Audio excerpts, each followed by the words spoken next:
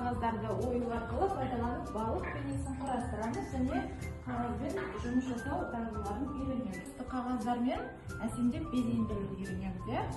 Оның ішінде түрлі түсті қағаздардан балық, жұлдыз оюын үйрендік.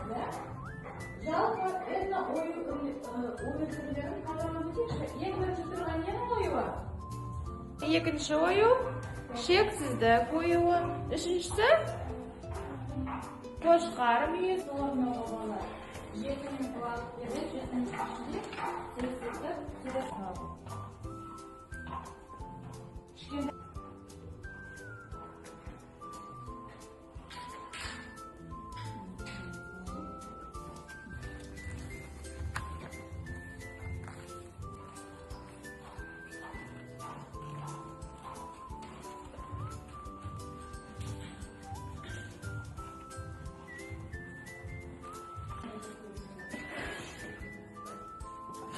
Жан-жақтарына желімнің көмегімен жабыстырамыз. Жарай ма?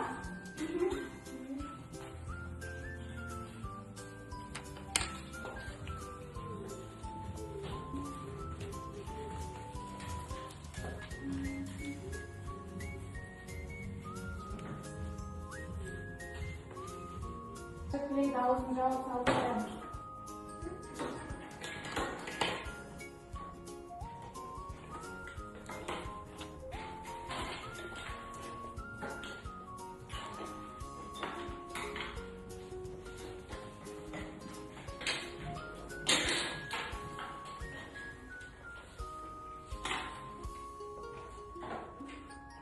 Buraya kapsayıp elleri takalım.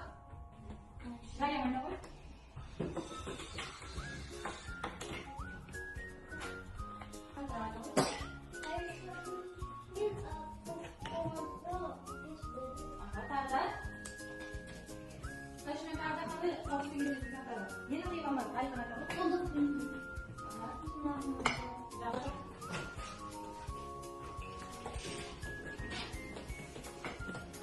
Şimdi balık çözümleri var.